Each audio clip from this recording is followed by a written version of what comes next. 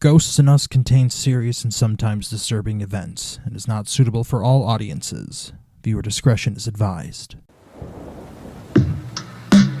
And there is the very distinct shape really of a dark man. figure that was standing in the doorway. I'm living an episode of Kindred Spirits right now. And I just want them to tell me their stories.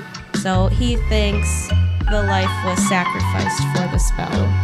It had the crying boy painting. Something demonic that was mocking me. Are you kidding? It was completely involuntary, but I started crying.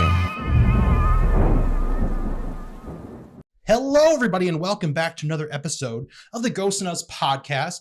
Welcome to my new place. It's not decorated yet, but we're getting there. Empty walls. Yeah. Today we have Mike Redman. Yes, that is correct. From RED Paranormal, our friend. I've worked with Mike at the Sheboygan Asylum a couple times. So what brings you in? To tell ghost stories. Hell yeah. All about that life. Hell yeah. All right. So my first question to you is, what got you into the paranormal? Good question. I think probably there's a level of once I started seeing ghost hunters on TV, then I'm like, oh, this is actually a thing. This is actually something you can do. But I mean, growing up in my mom's house that she just moved out of, there's always weird stuff happening. I've always just I had weird things happening there, and then started seeing the TV show, and I'm like, oh, this is a legit thing. Then I just kept watching the shows. And then I was old enough that I could actually afford to buy my own toys. So, so then I started doing that and actually getting involved with little tiny investigations. Right. And as the helping at the asylum now and stuff like that. So I'm actually doing, I'll say quote unquote proper investigations. I'm sure they could be more professional. Right. But what are some of the places you've been to other than the asylum? Yeah. So outside of the asylum and outside of Glenbeulah School, I've finally actually had a chance to do that once. Not many, mostly Brock's, my partner's house, his family's house, I should say, his parents' house. We did a couple of investigations there and had some good stuff come up. There's a bar in my hometown I was actually invited to do an investigation. That's there. Pretty sick. Yeah, I'm very surprised because I don't know why. That town is just kind of very, I don't know what the right word to use. I think skeptical probably. So right. A lot of people are like, oh, that's fake. That's not real.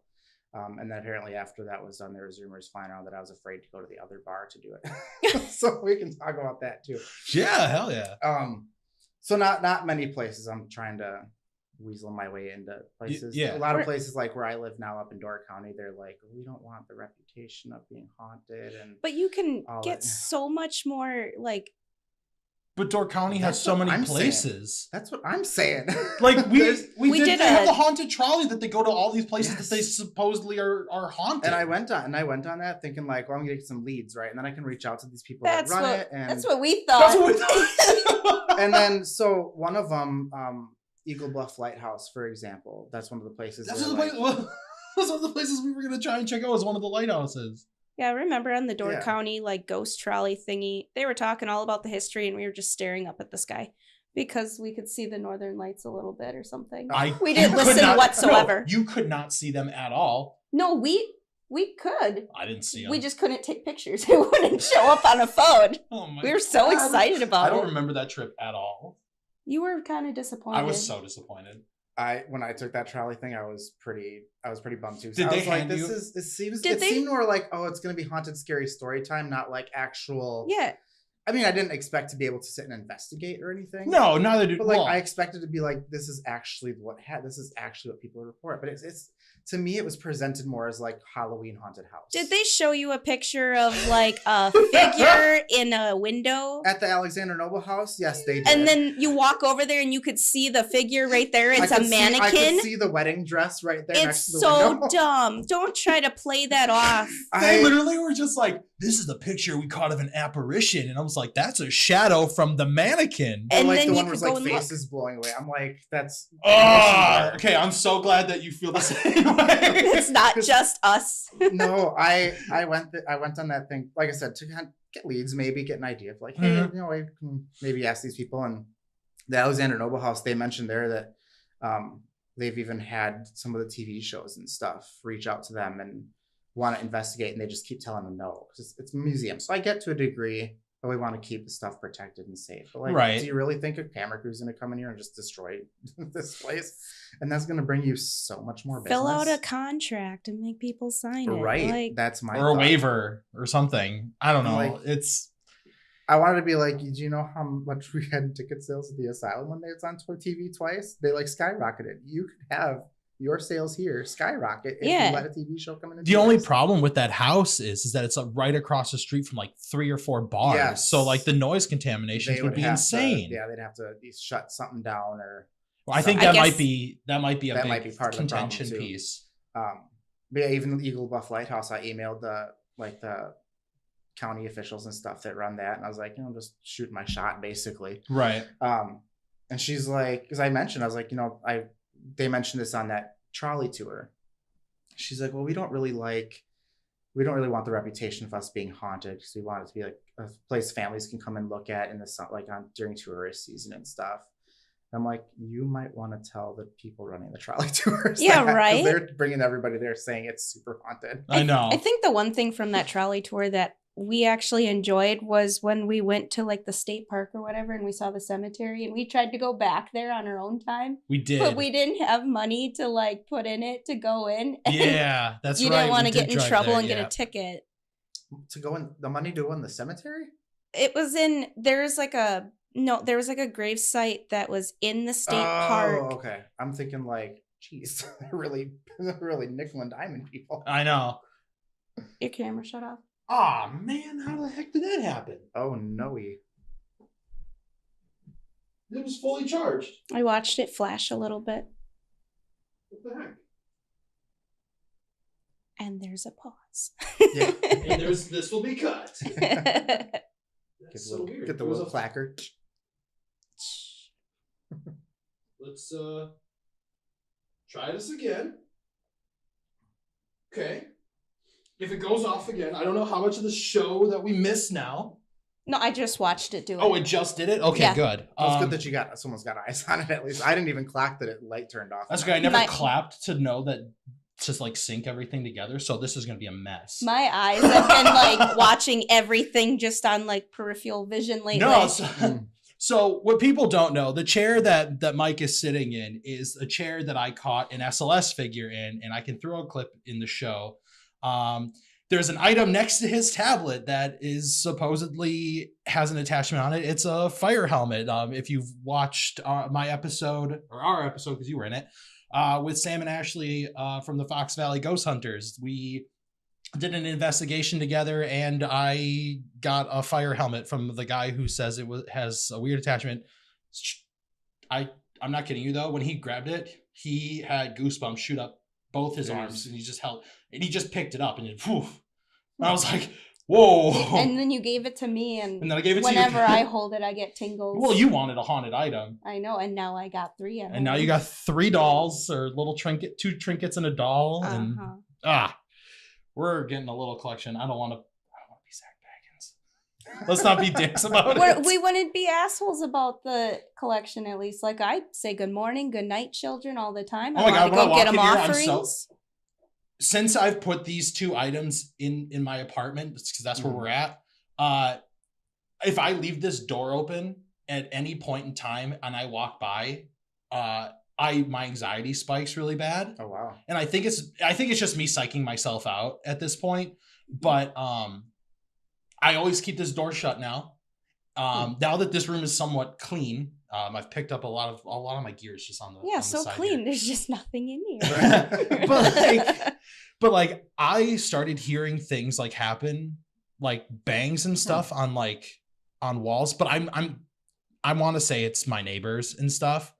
But I had this dream just this last night where it was a dream within a dream. So like I woke up in my dream and I looked through my bedroom door that's wide open, and it was wide open when I woke up because that's how I left it. But I saw a shadow figure walk by it was a dream. And I was like, holy shit, like what the fuck just happened? And like, I woke up scared. And I was like, holy shit, if I open my eyes right now, I'm going to see something standing in my kitchen. I didn't, because when I opened my eyes, I was like, we're good. I was just like, I scared myself in my sleep. I've never had that happen before. My first night with Barbara, that's how it was. Really? I could not sleep, and I'd wake up every 2 hours thinking like, oh my God. And I just didn't want to like look at the doorway. I was like staring at my ceiling like, okay. And then I would look and I'd be like, okay, nothing's so there. And then I would try to close my eyes and wake up 2 hours later, same thing again. Because I would hear like, I heard that the second night, and I told you about that. That's right, you did. And I was like, Babs is something right now. Yeah, we're getting quite the collection here. Off topic. We definitely got to do an episode of me just talking about everything I've been documenting yes, about Barbara. Please, we will do that. But anyway, back to you, Mike. Sorry, that was a quick that was a we just got way tangent. off. What were we talking about before the camera shut off? When he like started getting into it. Right.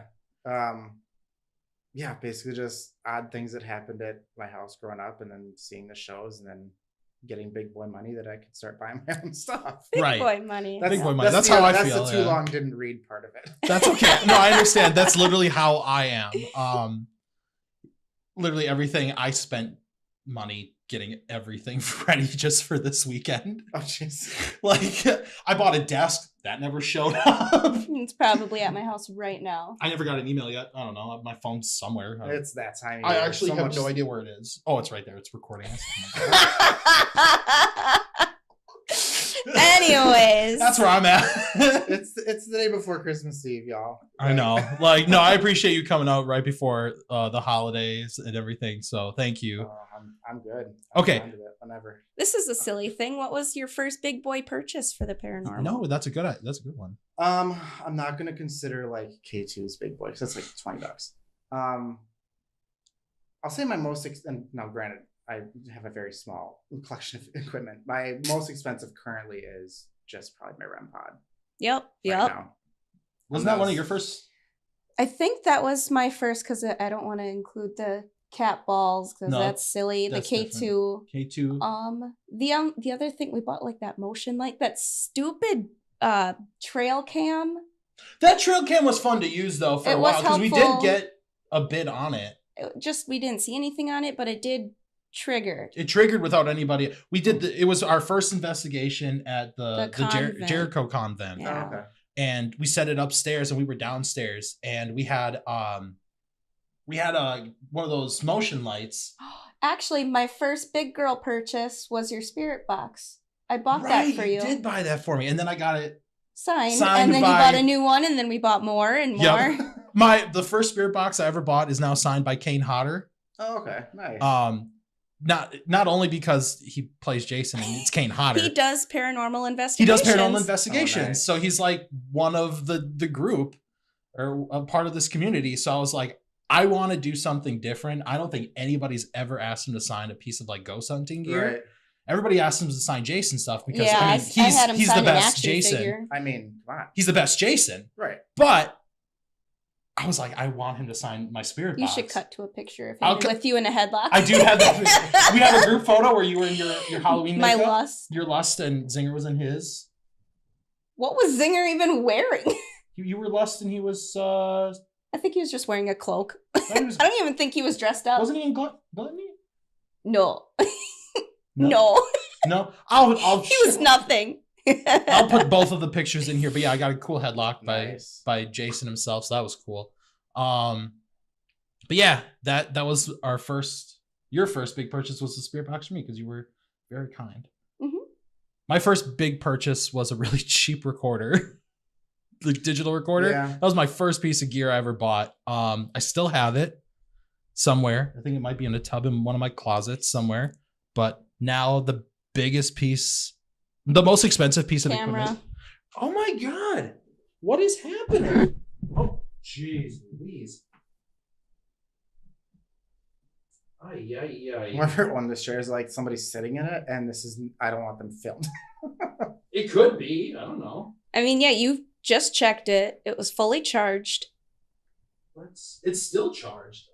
Is there like a setting on it where it only records for a certain amount of time and then it shuts off? I'm gonna try that once. I know my like I have a crappy like old school like digital camcorder. Yep. It doesn't stop recording, but it saves them in like 10-minute Yep. increments. I have an I had old to go one buy like an that. external mic. That's another one of my little purchases. An Yep. external mic because I used it at the Asylum one night. We didn't have a group the first round, so All right, camera's back. we did our own like little thing beforehand. Oh my God. Mm-hmm. And I was listening back, and I'm like, "What is this?" I'm like, "What is this ticking?" It's the camera. Damn internal clock in the camera must be right next to the mic, so all I can hear is this ticking. So I'm like, I had to go buy an external mic for my camera, so I wouldn't have to listen to ticking the whole time. This episode's gonna be such a bitch to edit, so thank you for bearing with me. It's gonna be fun for you. It's gonna be a bitch. You'll be having so much fun. No, this is a bitch. I know it. But thanks for sticking with me, everybody. Everything should be okay now. Please keep an eye on that. Yep.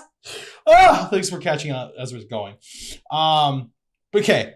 So, God. Ask the big boy purchase. We asked how we started. I'm losing train of thought here. Thank you. Would you like to share one of your stories? Yes, please. Yeah, share one of your stories. I've got a slew of just like little stories. I don't have a big grand. That's okay. Oh, that's fine. That's perfect. I don't know. I guess I'm gonna try to go in like somewhat chronological order. I'll start with the house that my parents owned when they were together when I was just a wee tot. And this is more all like hearsay from my mother, so right. Bear with me. Little things, but she kind of felt she knew there was something there. Her biggest tell that she always knew was that my sister and I, because my sister would have been not even 1 year old, honestly, because I think she was only a year when they split. So my sister and I would sit in the dining room, pitch black, and just like laugh at the corner, I guess, and sit and giggle and talk to something. I wasn't talking to her because she couldn't talk back. Mm-hmm. So my mom's like, there's got to be something here. Like, and I think she did enough research that there was, I think, like an old nurse or something. Don't quote me on that. We won't. We'll just quote you on it. From what she, from what she explained, she is some kind of grandmotherly type of figure. Mm-hmm. But cut 2 years later, she knows the man who owns it now.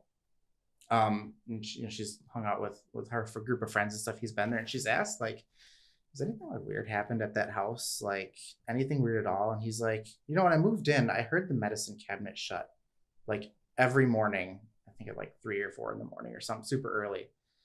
He's like, he's like, and thinking about it, I still hear it, but I got rid of that medicine cabinet a few years ago. Oh my gosh. So I guess my guess is something residual. Yeah. Like it's just getting their meds, doing their thing. He's like, yeah, every morning I hear this medicine cabinet shut. I'm like, I didn't even know there was a medicine cabinet in that house. I just thought it was a standard mirror on a wall.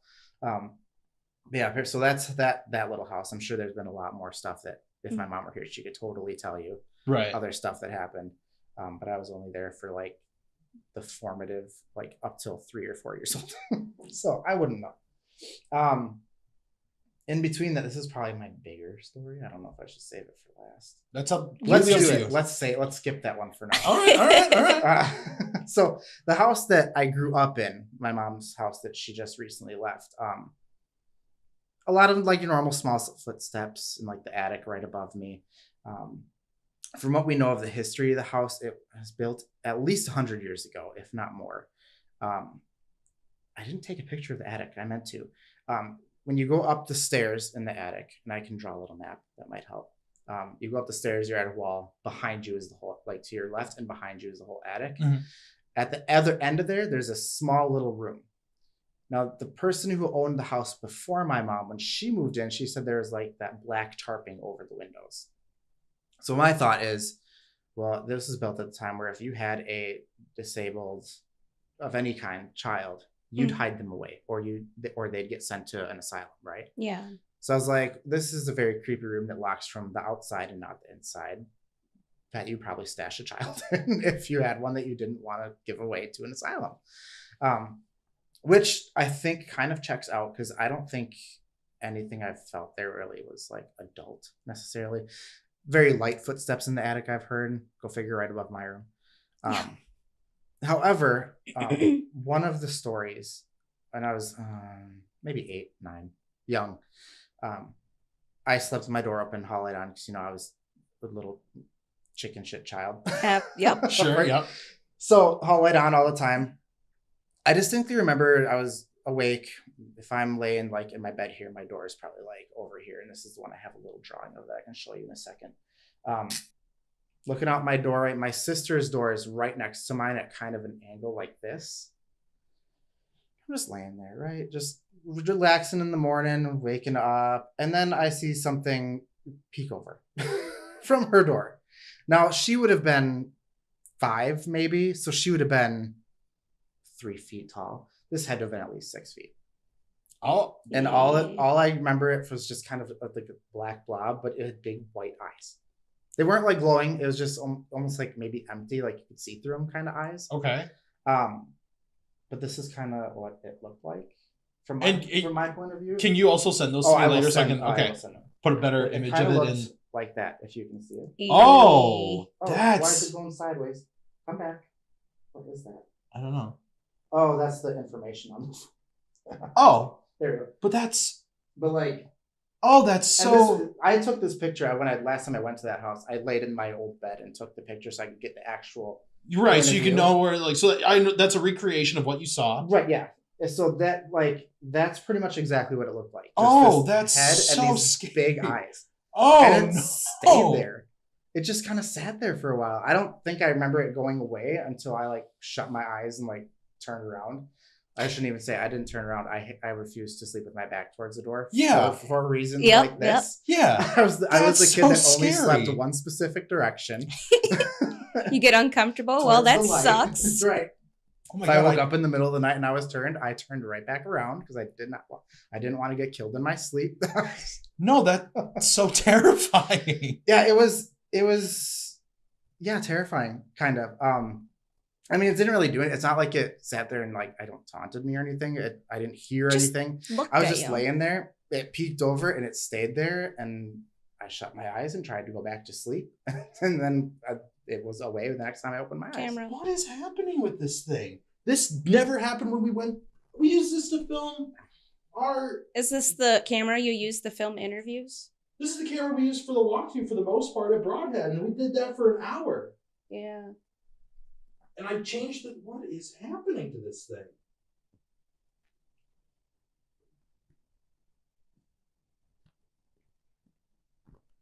Technology. This is so weird. Just blame the chair. I'm just gonna do this. Hope this works. I can only do so much. Excuse me. Recording for like a third time. This. Let's try it. We just Oh my God. finished talking about the shadow figure. Oh, I'm you not see cutting at the any edge of his this. bed. Oh, you're just gonna keep I'm gonna this leave all mess this. up. Yeah, because that camera He's like, should not it's- do that. That has never happened with that camera before. That's true. That could lend to the chair or the helmet. I A mix of both. Did you come in here and tell them like you want to Someone's give gonna sit in your respect and chair you today? want to receive respect? I told them yesterday. I came in here and I said, just to let you know, this is what's happening. Okay. And I left and I shut the door and I said, I will talk to you guys later once I get everything cleaned. And I didn't clean until today, but I said this to them yesterday before I left for work. Mm-hmm.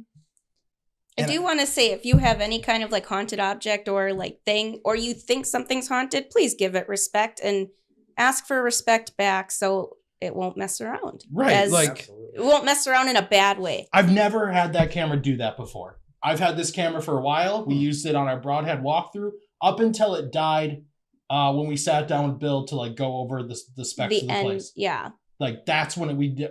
But always every part of that walkthrough of the place with Ron, it worked. And that was like an hour. That was an and hour 15. and some odd minute. Oh my Weird. God, it was so hot too. It doesn't show a low battery, does it? No, I charged it. It's a full battery. It's only missing one bar now, like one of the Strange. 4. I don't know. So let's just keep powering through, and I'm gonna keep going. I guess, yeah. trying to think of what else. Other little things. We had I don't think to this day, we still don't know where it is. A toothbrush went missing at one point. Oh, okay. I think, well, my mom told me I need to stop using her toothbrush. And I said, I didn't. She's like, I don't know. Well, where did it go? I was like, I don't know. I didn't touch your toothbrush. Because I was a kid. Like when I was young, I probably did use her toothbrush at some point. Just hold on. Not thinking about it. Oh, and there it goes again. Keep talking. So yeah, we had, I should ask her tomorrow when I see her if we ever did track down, because we just moved her out. So it might have shown up. Maybe you found it while packing and keep going. But yeah, for some reason, this toothbrush disappeared. Never found it. There was one night, a couple of these stories are via my mom, so I'll kind of preface with that. But a couple of her stories that she shared with me, she has one of those like hanging shoe racks on the back of her closet door. Yeah. So she said she woke up one night and she heard something moving in her closet. I put it on airplane mode. Okay. So it won't get any like buzzing notifications. Thank you. Sweet. She said she heard like some rustling or something in her closet, but she's like, I was half asleep. I didn't really think about it. Could have been partially a dream. Yeah. In the morning, she gets up, gets ready for work. She opens the closet door to get whatever million pair of shoes she was going to wear that morning. And one shoe from every pair was on the floor. Oh. She's like, okay, that's not just something I think that's happens. super weird. If it was just one shoe, she but said it's like one shoe from each pair was on the floor. Wow. Bizarre. There's a record that way. Should have did that from the start. There was a night she said she felt who she believed to be my niece crawl into bed with her. One of my nieces is stillborn when she was born. So probably about 4 or 5 years after she was born, my mom said, she's like, I swear to God, Heidi crawled into bed with me. Like it felt about the size of like a 4 or 5 year old. And she was like, I felt so at peace that like whatever this wasn't there to hurt me, just kind of wanted to cuddle, whatever. So little things like that. There was one night, I was still living there. I was 18, maybe 19. So I was asleep 20 hours a day. She had gotten up, I think she said in the morning, but maybe it was in the middle of the night for something. The 2 rocking chairs. So we had like a rocking chair, couch, and then like another stationary chair, and then her recliner. She said that both the moving chairs were rocking. The case to the movie The Blind Side was face down in the middle of the floor. The Blu-ray player, the DVD player, whichever one it was playing. And then when she turned on the TV, the movie was actually on. Oh. Which means the input on the TV was changed because it was left on normal TV. Interesting. She's like, the cat didn't do all that. No. No, absolutely not. So like if it was just the chairs, our thought would be, oh, Bella was just doing hot laps, flying around, whatever. But she would not be able to start a movie. No. And not only turn on the DVD player, but also press play. Yeah. Like how does all that happen? Right. So that was some of her stories there. My only other like notable story, when I was 19, I remember because I was so mad I posted it on Facebook and it comes up in my memories every year. I was woken up to my mother talking on the phone in the morning. I mean, sure, it was probably like 9-10 in the morning, so a totally acceptable time to be on the phone. Yeah. But I was 19. I'm like, I'm trying to sleep. I remember I was so mad. I laid in bed for a while. I was like, I'll try to ignore it, whatever. Couldn't. She kept talking. She kept going on. Probably talking to my grandma or something. So I finally get up. I go out there. I'm about to give you a 19-year-old with attitude and just kind of be mean, be rude. And I was the only one awake. Only one. But I know it was very distinctly my mother's voice. Like, you know your mom's voice. Yeah. It's like there's no question that I heard her talking to somebody on the phone. And I figured it was on the phone because I knew my sister wouldn't be awake yet. Yeah, I went out there and she's asleep. My little sister's asleep. I'm the only one. And I went to her room to see if maybe she just went back to her room to like change or something. And she was out. She's totally asleep. Oh. And then I was mad, so I posted it on Facebook. Now, if it were like like 10 years ago, I would have been able to tell you exactly what she was talking. I don't remember now, but I would have been able to tell you exactly what she was talking about. I was so mad about it.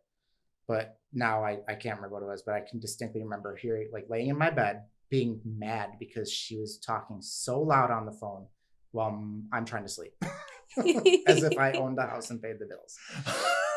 That's nuts, man. Yeah, I think I went right back to bed and I was like, not today. I'm not doing this today. I was like, I'm too tired. I'm going back to bed. We're gonna sleep this off and just pretend it didn't happen, but it happened.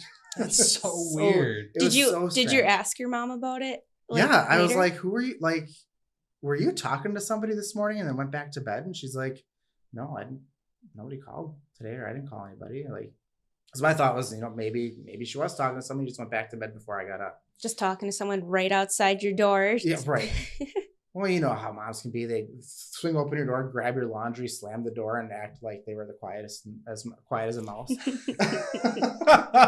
But yeah, no, I asked her, and she was like, I wasn't talking to anybody. I'm like, oh, great, that's super cool.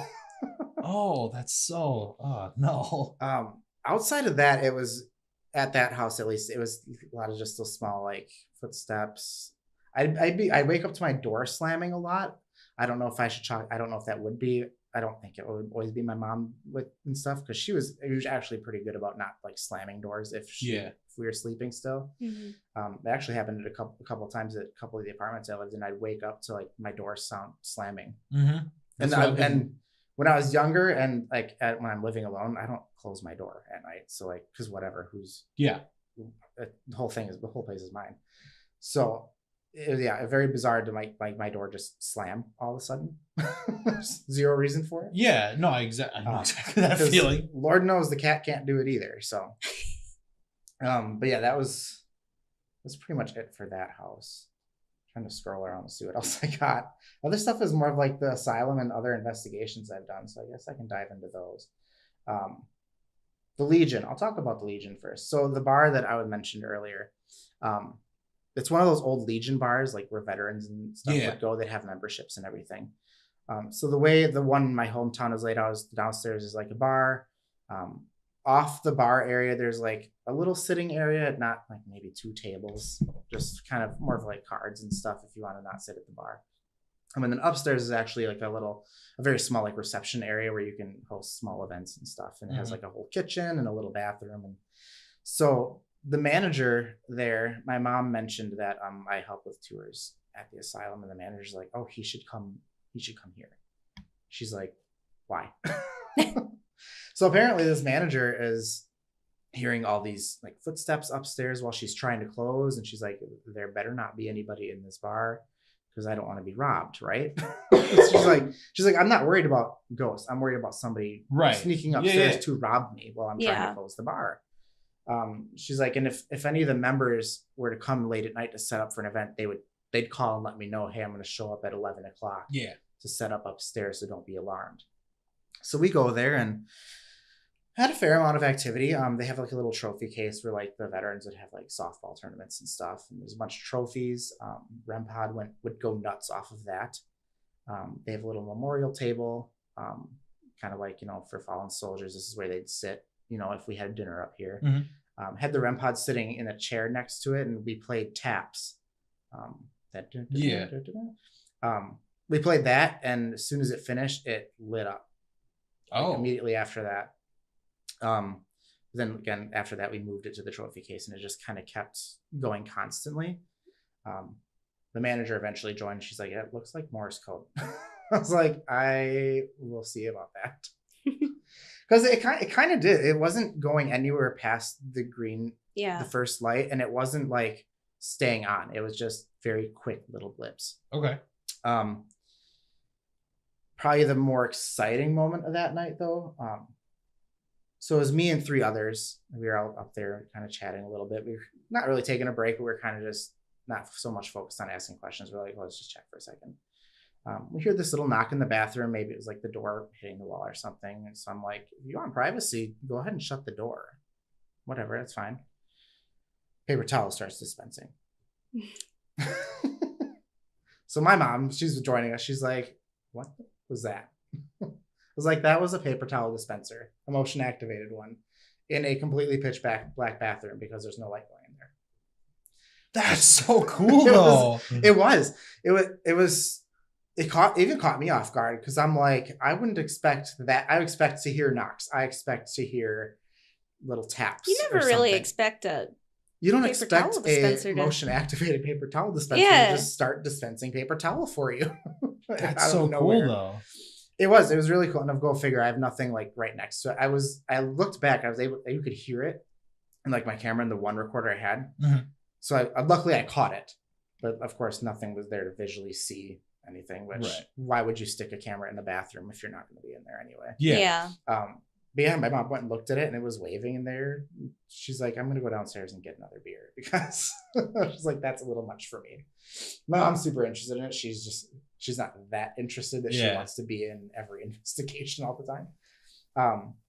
That was probably the highlight of that night was that because I tried to get it off. I was like, I'm going to set like a 3-second timer on the microwave in the kitchen and see if I can get them to press start on that. So now that's my thing, using all the objects in the room to That's smart. Use what you have to your advantage. Traps, yeah. Right? So I was like, I need more money to buy fun stuff, so I'm just gonna use what's here.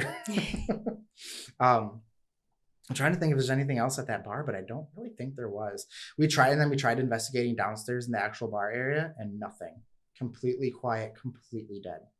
Oh, that's nothing. So weird. I think that's kind of weird because like you always like you hear people talk about how spirits will go to a place that they felt their happiest or felt more comfortable with, but they wouldn't be like in the main bar. They would just be upstairs. Right.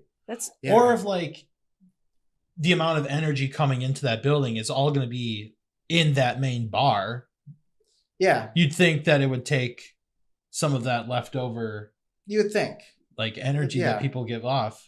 But no, that's so weird. But at the same time, with so many people being in the bar area, then maybe they're like, we're going to stay upstairs. So I don't want to deal with all that. Because it's commotion. just too much. That's a lot of commotion. Yeah. Because with having the REM pod on the trophy case, my fear was, well, what if the trophies are too close to it and that's what's happening? That it's somehow interacting that way. So it was maybe this far away from like the closest trophy. So I was like, well, I'm going to set the REM pod right next to like the TV that's downstairs. Everything's off at that point. It was just as close and it wasn't doing anything. It was completely dead, completely quiet. So I was like, well, that kind of rules that out, that it was an outside fact, that it was like a physical factor here. I remember like the first time we did the Asylum tour, like we went there and that like triggered everything for us with the paranormal. Someone had a REM pod and they had it on the ground and you could just walk right over it and it didn't go off or anything. I thought that was the coolest thing. Yeah, like that was all because of Melissa. Just to be able to see that you could walk over and it won't flash or anything, but when you're sitting there and you're just waiting, it can go off and have interaction. That's one of my favorite parts of helping at the asylum is showing all the people the equipment. And same here. Because then they're like, ooh, presents. Yeah, when I went to one of the tours that you were leading, someone had a laser grid and I was like, this is the coolest thing. And a few months later, I bought the laser grid. Yep. Because I loved it. Well, our friend Michael, we did like a Friendsmas here, also housewarming for me to move into this new apartment. And we have been talking for a while to get one of those tripwires, but like the tripwire or the tracer wire? It's like a tracer wire. Oh yeah, okay, the tracer wire. Sorry, the tracer wire. They have too many wires these days. I know. But this one, he gave me. We all got each other like a special gift for everybody. And we were going around, and Michael gave me mine, and I opened it, and his now fiance. Congratulations, Michael, again. And Jess. But his now fiance Jess hands me a 9-volt battery. And I was like, oh, like cool. Like I could use more batteries. It's like the avocado thing. I was just thinking it's like the avocado vine. Thanks. No, but I'm like, oh, cool, a battery. Like I was like, hell yeah. Like I can always use more batteries. Like all of our everything takes 9 volts. Everything takes 9-volt, AA or AAA. Yep. Like there is no in between. D batteries. Still pisses me off. But he hands me the box and I open it and it's this tracer wire. I'll show you right here. And like It makes a sound. It lights up. Oh, nice. I love ones that make sound. Oh my God, it's one of the most annoying sounds ever. No, the most annoying sound ever is my little motion activation sensor from motion Ghost sensor. Stop, where it just says, I'm gonna go. Has all the different languages. Yeah, but yeah, it's this little trigger wire. And I thought, Taylor, this is the coolest thing ever. And so now we're going to test it out when we go to Jerseyville next weekend. Nice. Well, that'll be fun. But yeah, like sorry, that was It made my you so tangent. happy. It did make me happy. I was like, this is so cool. Where were we? I don't We even keep know. going back and forth. No, sorry. This is our season finale, by the way. Like, I don't know. Like, I never said this was going to be a Jesus, season that's show. some pressure. No, but look. This is Everything's this is going so wrong. fun. Everything's going wrong. Literally. So, I think this is oh my God, fun. I'm sorry. I almost. Why do you think I grabbed your arm? I'm the literal fucking worst. What is the coolest piece of evidence that you have captured? I wanted to ask you that. It's kind of a mix of the most recent investigation I did, the Asylum, the one that we had asked if you wanted to join on that November 4th. Oh, right. Yeah. Went on. Nurses' quarters was wild. I've never seen the nurses' quarters there so active before. And then a few things from from Brock's parents' house. Okay. So his house, I can just run through his house. His is short. So his parents they move south basically every winter. They take their camper and live in like Texas and stuff. So their house is totally empty. So me and Brock and his sister are like, well, we're going to go up there and watch the kids play hockey. And I was like, well, I'm going to bring my stuff. Because they've told me like little stories that happened when they were growing up. The weird thing is this family built this house. Okay. It wasn't like one that's like X amount of years old that they moved into that somebody's already died in. They built this house themselves. They're the only family that's ever lived in it, but they've had these experiences. One of them that the only one that Brock really can't explain is they had one of those garbage cans that had like the lid that goes both ways. At one point, I guess they were sitting at their dinner table and it just started spinning, like out of nowhere. No reason for it. Their old dogs that they would stand at, they have a split level home. So they have like the main area and then upstairs, like halfway up is bedrooms, halfway down is like a family room and then the basement under there. Dogs, I guess, would stand at the top of that stairs and just growl at the family room downstairs and odd little things, right? Mm-hmm. So we're like, oh, let's investigate, right? So we sat in the family room first. We kind of did a bunch of different rooms and got a few responses through the spirit box. Like, I actually have the clips of them posted on like my TikTok and stuff. Oh, sweet. Feel free to take little clips if you want. Sure. Okay. But like, Tony had asked right away in one of them, do you want to talk? And you hear yes. It's almost singing the word yes through the spirit box. And you can actually hear the station skip in the middle of the word yes. So it's it's not like it was just picking up a station. Yeah. It goes through the various channels. Yeah. You could hear this yes carry over more than one channel. That's so cool. Do you want to talk?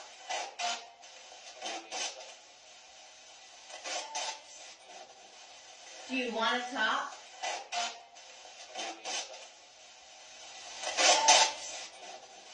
I was like, so that one you cannot explain that right at all. And then like when we were upstairs from her bedroom, a few others like, "Are you welcome?" And what did I think they said thank you to turn off the K2, and also hear "You're welcome." Very quick, "You're welcome." Oh, that's. And there was one that we're not sure what it says through the spirit box, but because the yes sounded like someone was singing it, later we asked like, "Did you sing when you were alive?" And we hear what sounds like alive, like asking like, "What do you mean alive?" Mm-hmm. Right? Oh, almost. You know what I mean? So that's kind like of it questions itself. It was like alive, like that's how it kind of sounded. Now I don't know. It's a more of a fuzzy one, so I don't know if that's exactly what it says. To me, that's what it says. Right. When it makes sense, because it's like, what do you mean alive? Like, hello, I'm here. Right. Yeah. Oh yeah. Where sometimes that's one of the theories is that they don't know. Right. And it's just like whatever time period it was when. Right. So that's really cool. And then outside of Spirit Box, we did get one EVP. was actually very excited about it. Up until this last investigation at the asylum, this was my favorite. We were in their family room, which is that lower split level. Their basement door is right there and it goes down to the basement. Now, because they were gone for the winter, all their doors are open, so they have proper airflow throughout the whole place, so pipes don't freeze and all that good stuff. So we're sitting down there. Brock takes a quick break to run upstairs, and I'm sitting there chatting with his sister. And then I look over and I feel it. I see something like peek very quickly from the base. It was like boop, boop, like so quick. And it had to have been a foot from the floor, not high at all. So we start up again. And my first question is I wanted to ask, I thought I saw something peeking up from the basement. Was that you? And then very faint, like when you're listening to it back, just the recorder, you can hear something, but you can't make it out. So we were like trying to listen really closely and enhance it a little bit. No, I hear what says, you looked. Oh, but like a very, like, you looked, like, haha, I got you. Oh. a very like, you looked, there you go. You saw me. That's great. That's so like, cool.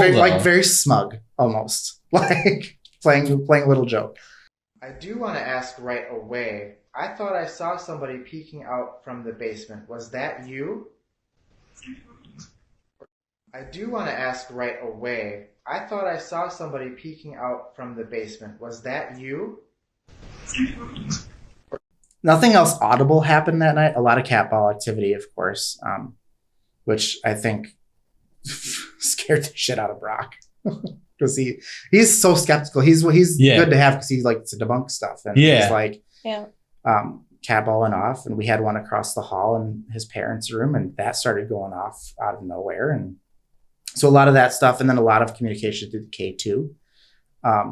At one point, and it got very sad because at one point, are you checking to see if it's still going? I heard a little thump. So that's my neighbors, I think. Okay. So we're communicating through this K2, and it gets sad because, we started thinking about it. I was like, I'm going to play some calming music because the spirit box at some point seemed to almost kind of deter it from wanting to communicate. And I was like, well, that's really loud and obnoxious. I get it. Totally get it. So let's play some calming music. And so my first instinct is like, I like Native American flute music. Mm-hmm. So I'm like, I'm going to play that. As soon as that started, and my phone was clear across the room, so it's not anywhere near a K2 that it would make it start working. It just starts lighting up and it's constant. Oh. So I'm like, can you make that stop? And it stops. So then we're like, I'm going to kind of dig into this a little bit.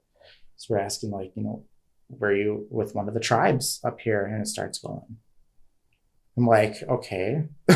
Like, talk a little more. And then we get to the point where like, okay, was your rest disturbed? And it starts going. I'm like, oh, now it's depressing. Now we're sad.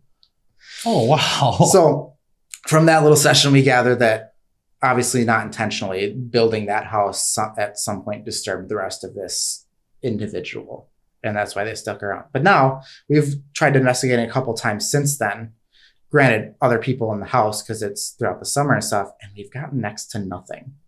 Maybe you just brought it to light, like letting it know. So, right. So I'm running by either now that it's been acknowledged, it's like I don't need to be here anymore. I can move on, or it's just because it's easier to communicate when there's only a couple people there, not a whole house full. Because when we're up there, it's for holidays. There's all the cousins, all of and like we said with the bar, it might be just overwhelming with energy. Right. Yeah.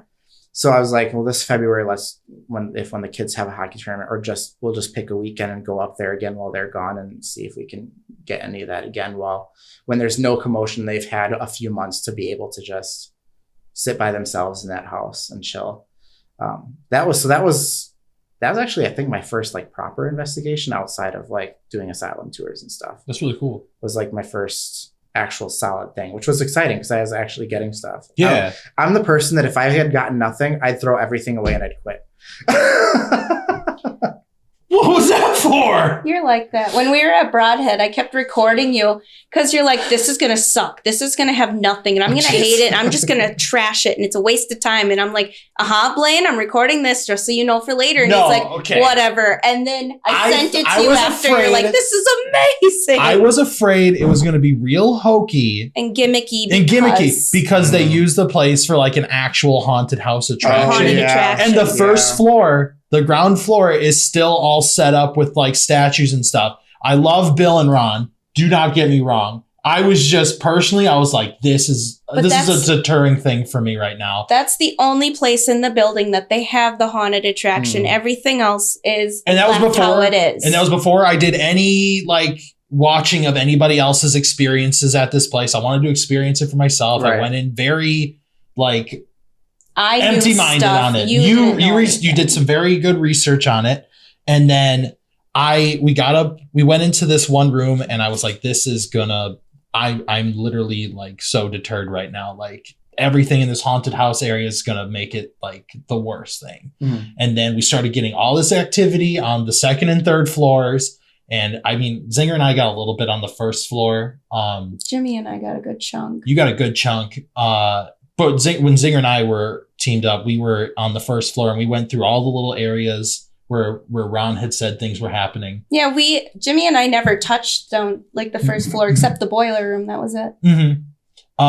We just were not getting anything, so we just thought maybe it would like skip it. But the boiler room is where I wanted you to go, and that because it doesn't like women. The spirit there is I don't know, doesn't like women. I guess his name is John.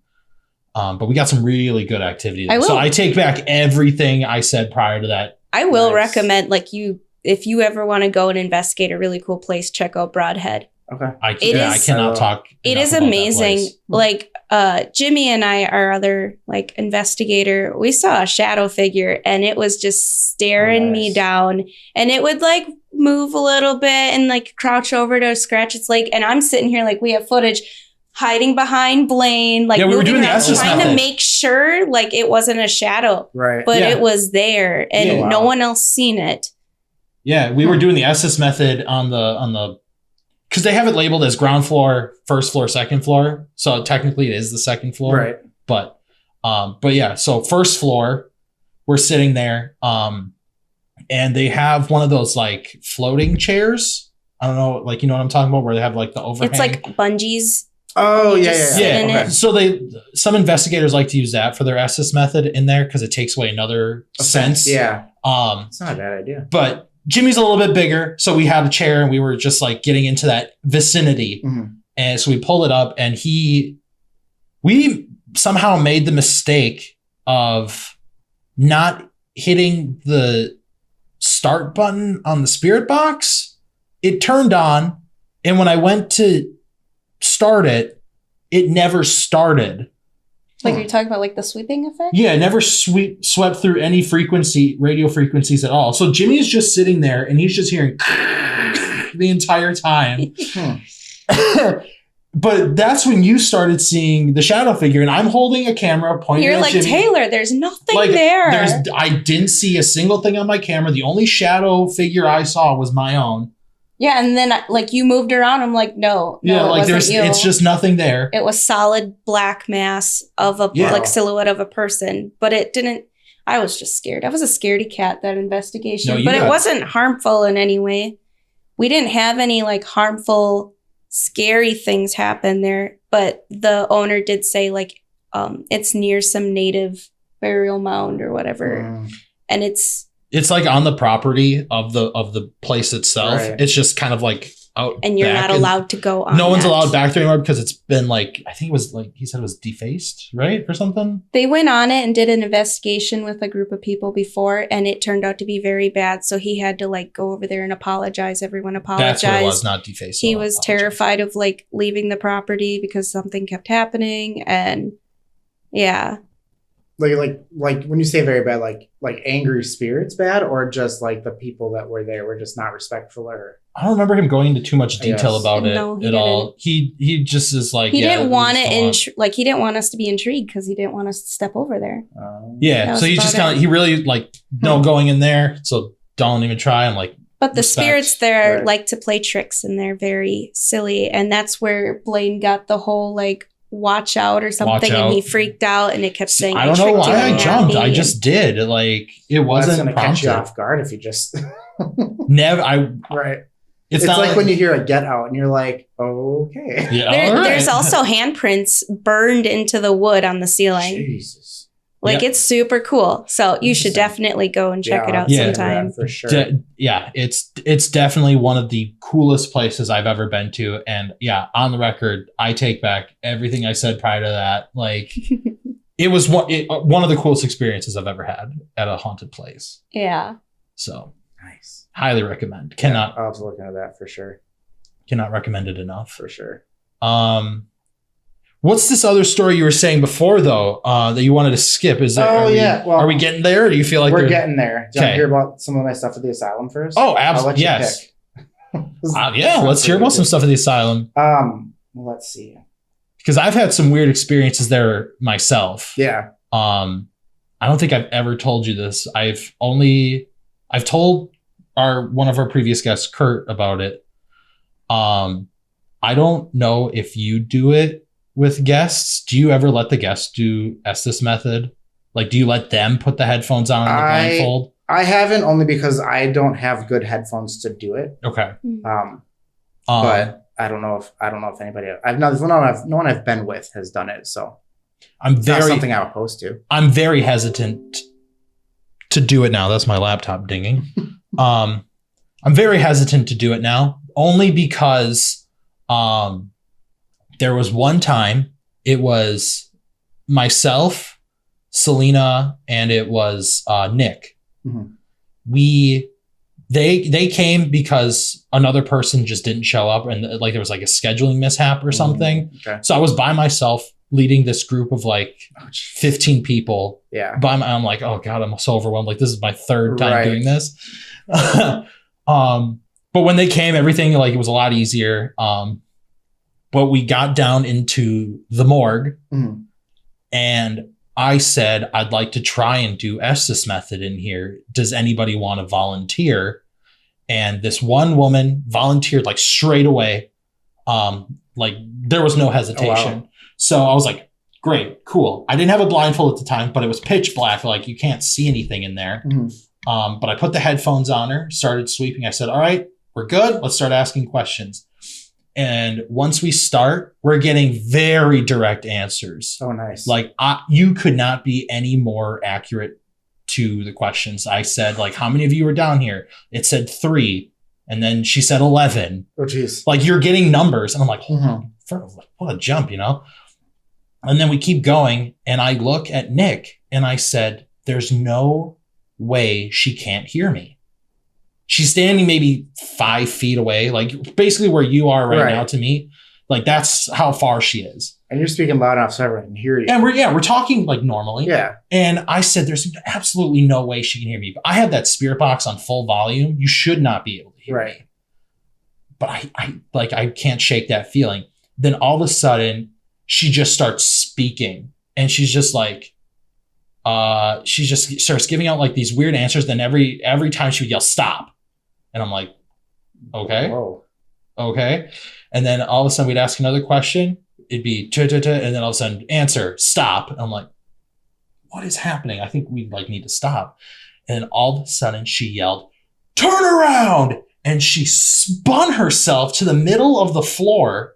Jeez. And I looked at Nick, I said, we need to stop now. Right. She's So I took the headphones off, like I tapped her on the shoulder, took the headphones off her. I looked, like we turned the light on that is in there. Yeah. And I said, are you okay? Like, are you good? And she dead blank stare, like lights are on, nobody's home, stared at me with like that creepy smile. Ooh, I don't like the way you just did that. Like, she just gave me that stare, and I backed away. I was like, whoa, like I looked into like her soul or something. I don't know how else to explain it. But I was like, Nick, get her out now. Like, get her out. And Nick got her by the shoulders, and we were like, all right, we're going to step outside. And she goes, no. I said, yeah, you're going to leave now. And now I'm trying to calm everybody else down in the morgue. And I'm just like, there's nothing negative, because there is nothing negative. Just some attitude. There's some attitude. That's which is to be expected. That's how I always phrase it, especially with like priests down in the chapel. I'm like, he's got an attitude. He'll swear at you, but he's not evil. Yeah, there's no evil spirits at the asylum. But I was just like, everybody's like, what just happened? I said, sometimes you just get more than what you bargained for. And I was like, reminder, nothing negative here. But I was like, Nick, get her out, please. And then once she got to those staircase, she stuck her hands out like this to like stop him from getting her up there.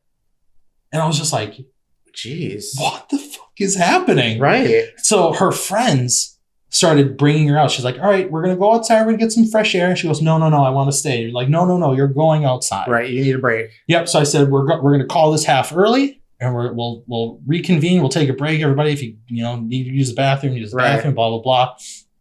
And I go and check on her. And when she's outside, I said, now that you're outside, are you okay? And she said, yes. She told me that she has psychic abilities. And I guess she was seeing things as how the facility was running. Oh, geez. Like she was seeing like people walking up and down the hallways, like the track that's right above the morgue that was used for like food deliveries and stuff. Like she's seeing it all in run, like the place running. She's seeing, because workers would bring their kids sometimes. She'd see kids running up and down the hallways. She's describing everything in this detail. It's like, what the fuck? She probably could have led with that. She has this ability. Her friend even said like she knew that she could have been affected in this way. I don't know why she did it. And like her friends are even like, yeah, we knew this. Well, I mean, kudos to her for having the guts to do it. But for real, maybe lead with that so we can maybe make an informed decision to maybe you're not the best. Yeah, maybe we shouldn't do this. But yeah, so once break kept going, I was like, I called Craig right away. I was like, I don't think we should ever like let guests do this again. No. Like I was like, no, hard pass. Right. But once we kept going, this last part of this story is on the 3rd floor. We're in that drug and alcohol ward area. I'm playing with the puck, the paranormal puck, and I'm asking questions. I said, is there anybody who wants to talk to us? And it said, empath. Oh boy. And I said, I looked at Selena and I went, no fucking way it says this. Like, that's too much of a coincidence. And then I asked the question, I said, who is the empath? And out of the 2,000 words that is in that dictionary, because it was, before Ghost Stop got the Ovilus, it was made by Digital Dowsing. So it's the same company. I asked, who is the empath? And out of the 2,000 words it could give me, it gave me the name Ida. I'm gonna tell you this in person, but I'm gonna censor it in the podcast. It gave me the name Ida. Well, her name is. Oh wow! And I was like, that you can't. That is by far that's nuts. Biggest, I don't know, coincidence. Right. But like, are you serious? Like, out of every word you could have gave me, that's what you give me? Wow. Like, what the fuck? But yeah, I don't like doing Essus in the morgue. Last time I did it myself, I had the blindfold on and the headphones. And once I always close my eyes under the blindfold. I don't know if that's how you do it. I'm terrible at listening to spirit boxes, actually. Okay. So I'm usually the one asking the questions until I can get practice and actually. Okay. Yeah. I always close my eyes under the blindfold just as a precaution in case something leaks underneath. Yeah. But yeah, so I had the headphones on and I said, all right, I need to take this off. So I took it off and I opened my eyes underneath the blindfold and I just saw 2 eyes staring at me through the blindfold. No, thank you. Like I saw the glisten, like how your eyes like glisten with like a light. That's what I saw. It was like these 2 black eyes glistening. Strange. Through a blindfold. And I went, what the fuck? And I opened it. Like I pulled it up right away. And I'm staring at the wall. Right. Like the door was here. I'm staring at the wall there. And that was still in the morgue? And that's in the morgue. I have the creepiest things happen in the morgue. I don't have much happen. The only thing that's ever really happened to me in like the one room in the morgue where the little elevator shaft was the very first tour I went on as a guest. Whoever was running it had a REM pod. They stuck in the middle there. Me and my few friends were like, well, I'm going to stand in the elevator shaft. Obviously, it's where I go every time I'm there now. It's the elevator shaft. So we kind of circled there and, we're asking questions and not a lot's happening. I'm like, do you want us to leave? Like, do you want us to get out? And it spiked all the way up to purple. Oh, wow. Like right in the middle of us. And we're like, right, we are leaving. Set up. Next time, like once the tour's open and stuff, like next time you go, set up cat balls in there. Yeah. And ask the most random questions.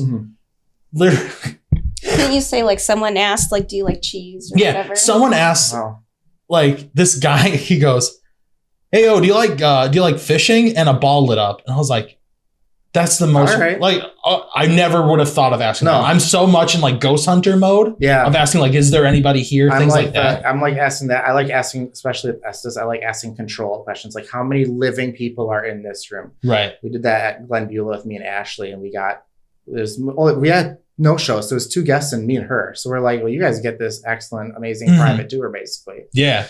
So that we did that down there in the little library in Glen Beulah. I'm like, how many living people are here? 4. I'm like, how many spirits are here? So she starts counting up. So I'm like, so a class just came in here and joined us. She starts with like 7, 11, 13. She starts climbing up as she's talking. That's so cool. Like, oh, okay. That's so cool. I don't know if it was the exact numbers, but it was definitely like a climbing number. Yeah. And I'm like, she's like, and then she kept saying hi, like hi, as if like kids were coming in and greeting you as they were coming in. Oh, that's so cool though. Yeah, at the asylum, I always have stuff happen in that elevator shaft. One of the other times I was there, it might still be sitting there on the ledge that's in there. There was a water bottle that was all crunched up. I remember that. Yeah. As we were wrapping up one night, and this was when I was there as a guest as well, we heard this like smack sound in that room, and there's like it's all rock. You're not gonna hear like a loud smack sound in there. So I'm looking around in there as we're exiting, and I see this water bottle. So I lift it up and I just drop it from however high, and it basically sounded the same sound. It was just quieter doing it then.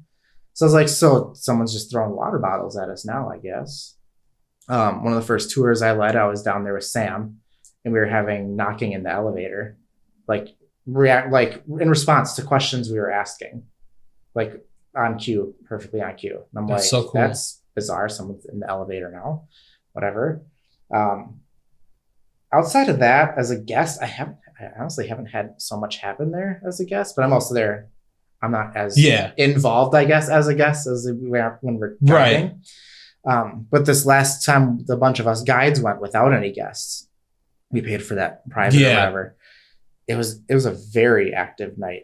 Especially, like I said, I've never seen the nurses' quarters as active as it was. My most recent video on TikTok is what we saw in there. I don't know if you saw it. It gave me very Stranger Things vibes. So we're sitting over there talking. It was me, Alicia, and then Nick and, oh my God, I forgot her name. Nick and his wife, who they recently had a kid, I think. We're all there. They've done tours in the past. They just didn't this year because they're growing their family, right? So they came with us, and like we had a REM pod in Kim's room, and that was going off constantly. Like Kim was all excited and communicating with. So we're kind of sitting right by Kim's room. And then we have a tripwire down one way towards the back, and then a REM pod on either end of it. Mine's at the back, Alicia's is at the front. So we're talking and asking questions, and mine starts blipping in the back. And then Alicia starts kind of going a little bit. And then all of a sudden, simultaneously, mine spikes all the way up to blue and purple and holds. And hers does the same thing at like the blue and yellow level. Oh, that's so cool. Holds for a few seconds. So we're all of us go, whoa. Then I'm like, what's going on? And then they stopped. Oh. Just a dead stop. Okay, so this is in the nurses' wing? Yes. Bizarre. When I was still training for the asylum, it was Ashley, Sam, and myself as a guide. We put a bunch of those light up cat balls everywhere. And we were picking them all up, and one of them goes, oh, I'm missing one.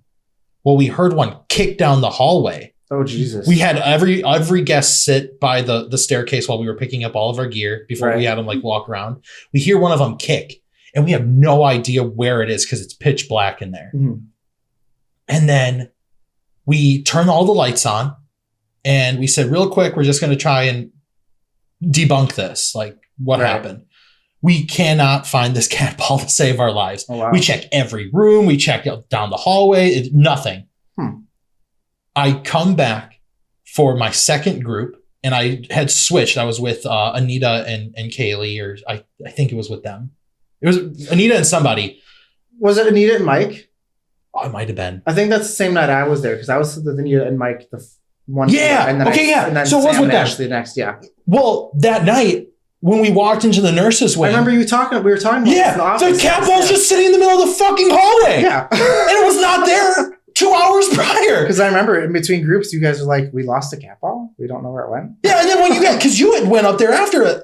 I think so. Yeah, and it wasn't there. No. Yeah. I don't remember seeing it. Anita and Mike and myself go up there and it's right in the middle of the hallway. I was like, found it. Strange. Yeah, that nurse is like, it's so hit or miss there. There's like, because I think they're like all on shift, So at some point throughout this night, we're like, do you want us to go down to the break room? Because it kind of seemed like something like it was whatever it was down there.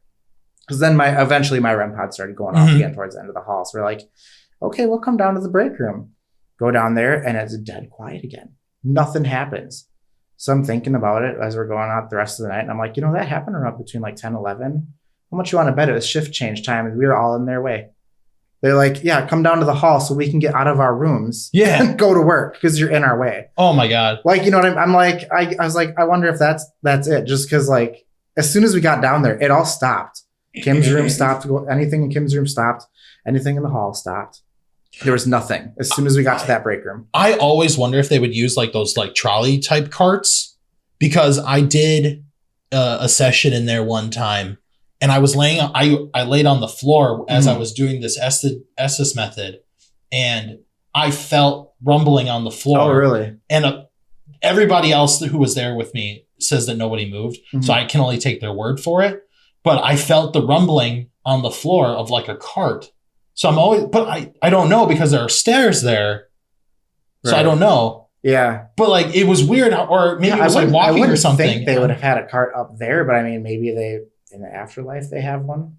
I don't know. But I don't know. I couldn't tell if it was maybe like a couple of different like footsteps or something. Strange. Like it felt like I felt the vibration through the floor and that's on the second floor. Right. So I have no idea. Yeah. Yeah. Because after a while that night, towards the end, some people went home. They're like, oh, I'm tired. So the rest of us went back up to the nurses' quarters and went into the break room again. And again, it was dead quiet. There was nothing happening anymore. That's so weird. But you mentioned the morgue. So we went down there at one point too. I did not go in the morgue. I decided, I think I took Selena and who came with us? One more came with us. And we went all the way down the hall into that little room that's at the end of that hall. Because I was like, we don't let guests go down there. I know that a lot of our tour guides are like, I will not go in that hallway at all. I was like, fuck it. I'm going to go down there. I don't care. Whatever. So we go down there. Right? So three of us are sitting in that room because it's only like 4 or 5 feet tall. It's a short little thing. So we're sitting in there and I break out the spirit box a little bit and we're asking questions. We identified a name Steph for whatever spirit's in that hallway. Okay. So future reference. Good to know. There's a Stephanie down there. Good to know. Didn't really seem like it wanted us gone at all. I think it was more just like, not necessarily get out, but like you're in my space. Yeah. Kind of. Because nobody ever really goes down there. Just need more caffeine. Oh, I feel that. Because I know I was investigating with Nick once and he's like, I won't go down. He's like, I'll set my camera up and I'll interact from the stairwell here. He's like, but I won't go down that hall. I was like, why not? He's like, well, whatever spirit's down there likes to play tag and touch people. And I never got touched while I was down there. I don't know if the girls did, but I was like, oh, down there. Why not? Yeah, right. Isn't that not what we're supposed to do here? Just experiment and explore. Yeah. So yeah, I went down there and we got a name and we got little yeses and nos to some very general questions like, is somebody here? Those kind of questions. Nothing that like screamed, oh my God, fascinating piece of history or anything like that. So that was interesting. And then kind of just the general stuff we get on the different floors and stuff, more of the same. Priest was pretty quiet in chapel. I pissed him off once. Oh, one of the last tours I was leading, I was with Ashley and we did the Estes method and he started swearing at me a little bit. Oh, because she won't swear when she does it because she's like, I don't like doing it. Plus we had a 10-year-old in our group. So she didn't want to. Yeah. I wish she would. He said, I was like, she has to learn to just do it sometimes. If you're doing it for that, it's not like, no, it's not like whoever he yelled at that one time for apparently having a mouth. I love seeing the messages sent sometimes. Oh yeah. Yeah. It wouldn't have been like that. It would have been a couple, but we were talking and I was like, what do you think of all these people, like all these new friends? We go, nah. And I'm like, and I look at all the guests, I'm like, and that is priest. Yep. I was like, well, priest, that's not very nice, dick. Like, so he starts swearing at me. Then I'm like, you can't talk to people like that. He goes, shut up. Jeez. I'm like, Those are God. amazing direct answers. No, he shut down for me. He's an ass. Like, he's funny because he doesn't care, but he's an ass. He's a straight ass. I once, like, someone asked me, like, how, like, he was. And I was like, oh, priest. He was priest. He's a son of a bitch. Yeah. And as soon as that happened, a ball lit up on the floor. Of course. And then it was just nothing. Like, it just died. Mm-hmm. No pun intended. But right. it's just like there was no other activity there. Like, hope didn't even, like, come through or anything like that. Right. It was just pure nothing. We sat there for maybe like 5 more minutes and it was like, all right, well, sorry I pissed you off. We'll just move on. Yeah. Hopefully you'll be more active for the next group. And we left. I don't know if he ever was, but I love when he acts up because then the guests are like, why is a priest saying this? And I always tell him, like, we don't know he was actually a priest. That's just the name he gives us when we ask who's here. Yep. I was like, so he could be somebody just pretending to be a priest. He's no rhyme or reason, just like he could. Speaking of priest, totally not about priest, but in the nurses' quarters, and I was investigating with Nick and Corey one time. I sent a message. You might have read it. We got the name Donald up there. I do remember seeing this. All the nurses were like, we were getting a lot of knocks in places and stuff, and we did a spirit box at one point. I think it was an Oculus. Maybe it was one of the two, right? Mm-hmm. And we got like the term like scared or afraid, stuff like that. And we're like, well, who are you afraid of? And then the name Donald came through. I do remember you saying this. We're like, Donald? Like, that's not a name that we've ever come across yet. So we're like, who's Donald? And I didn't really get much. Like, is Donald like harassing you? Like, yes. Like, yes, there's little knocks here.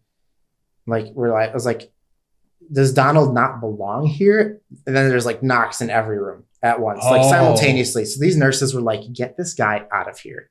So me and Nick are like, Donald, whoever you are, you can't be up here. The nurses don't want you up here. You need to leave. So then a couple weeks later, I was there again leading a tour, and I was with a couple others, and I brought that up. I told our group, and I was like, this is what happened. So I'm going to try to build on that a little bit. And I told the other guys, and at one point, one of the other guides has an SLS and facing into one of the rooms, not Kim's room, but is one of the other rooms kind of right across from hers. She's like, there's like this 7-8 foot figure standing here. What the fuck? She's like, there's something standing here. She's like, and it's like 7-8 feet. And I was like, I wonder if that's Donald, because the name Donald did come up again right before she said that through the spirit box that that's so cool. That the third guide was using. So I was like, so this is Donald. He's huge. Like, he's apparently this monstrous being that is just hanging out with the nurses, but we didn't get him at all when we were there on the 4th. Because I asked, I was like, is Donald still here? I wonder if that might be the same spirit that people say they see in the tunnels, because they say that he's a big one. Shadow, yeah, like that Destination Fear saw. Yeah, I wonder if that. I was almost thinking the same. Like if he's traversing around the building, he just floats around and like. I mean, it's a possibility. It's a big building. I mean, it's a huge. I mean, no one's gonna want to stay in one little spot. We've had priests in the nurses' quarters or up on the 3rd floor before. Like we know they travel and visit each other and stuff. But yeah, when we first heard Donald, we're like, that's not a name I've heard before. I was like, have you heard? I looked at no, I've never. Who was I even with that first night? Oh yeah, Nick and Corey. I was like, have you guys ever heard the name Donald before? They're like, no, that's a new one. Yeah. Yeah, it's a new one. And it kept recurring in that area. And then all of a sudden there's this 8-foot figure standing in one of the doorways. That's so cool though. Bizarre. Yeah, it was strange. It was kind of fun to be part of like I discovered this specific entity kind of. Yeah, no, that's really cool. One of the other guides on that private we did, Amy, I think, she had a theory that I couldn't even tell you the names, that 2 of the entities were one and the same. Because they kind of seem to almost be in the same areas all the time, but we never get both of them at the same time. Like almost like a Spider-Man effect. Yeah. Like I've never seen these people in the same room before. Right. I can't remember. I can't think for the life of me what the names were though. It was Tom and somebody else. Tom is one I know of. Yeah. One of the maintenance guys. But she's like, I wonder if it almost was Priest. Maybe not. Don't quote me on that either. But it was Tom and somebody else. She's like, I wonder if they're like almost one and the same because they kind of sound the same when they come through the spirit box. They have kind of the same attitudes and mentalities that we know of. So she's like, I wonder if they're like the same entity and just giving different names depending on where they are. It could be. Or to even throw you off, play a joke. Right. Just to be like, there's actually 10 of us here when there's only one spirit going around. Yeah. Everything. Right. Like now I'm Hope and now I'm Anita and now I'm Priest. Yeah. That's pretty much what I got for the Asylum. That's really cool. But yeah, that REM pod thing was nuts. I was like it's like the first scene in Stranger Things when the light bulb gets really bright. Yeah. I was like, I got those vibes. So all of a sudden they went solid and then they just like they didn't even go down through the colors and stop. It was a dead stop. That's so cool. Just come and like we're like, whoa, that's really cool. That's wild. That is wild. That is wild, dude. Like that's nuts. I don't think we've ever had anything like that happen. Like using the REM pod or anything like that. Nothing like solid like that. Nothing when we did like the school in Jericho, which never became a video because a lot of stuff got corrupted or just messed up. That video files got corrupted. Hardcore. But we were in the basement, and when I was like terrified of the damn bird flying around in the other room, we're like, do you find it funny that I'm scared? And it went, meh! Like that's the right. pod went nuts. And I'm like, well, I'm Jeez. glad you find it funny. Seriously though, consider, because obviously, I don't know if you saw Craig's post, it might not be available after next spring. Which place? This is the Jericho Convent School and Church.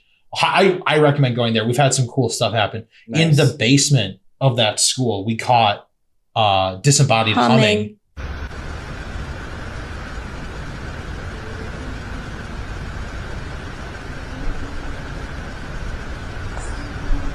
Coming from the stairwell. Coming from one of the stairwells.